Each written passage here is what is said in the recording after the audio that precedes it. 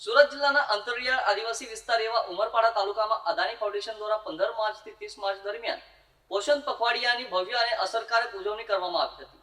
આ અભિયાનનો મુખ્ય સૂર આદિવાસી સમાજમાં માતા અને બાળકના આરોગ્યમાં ગુણાત્મક સુધારો લાવી કુપોષણ મુક્ત સમાજનું નિર્માણ કરવાનો રહ્યો છે। આ પખવાડિયા દરમિયાન ઉમરપાડાના દુર્ગમ ગામડાઓમાં પરિવાર માર્ગદર્શન, સમૂહ ચર્ચા અને પૌષ્ટિક વાનગીઓના પ્રદર્શન જેવા કાર્યક્રમો યોજાયા હતા। આદિવાસી સંસ્કૃતિ અને સ્થાનિક ભોજન પદ્ધતિને ધ્યાનમાં રાખી ગર્ભવતી મહિલાઓ, ધાત્રી માતાઓ અને કિશોરીઓને સંતુલિત આહારનું પ્રાયોગિક માર્ગદર્શન આપવામાં આવ્યું હતું। આ મિશનની સફળતામાં કુપોષણ સંગીનીઓએ પાયાની ભૂમિકા ભજવી છે। આ તાલીમબદ્ધ મહિલાઓએ ઘરે ઘરે જઈને સરળ આદિવાસી બોલીમાં પોષણ અને સ્વચ્છતાનો સંદેશ પહોંચાડ્યો છે।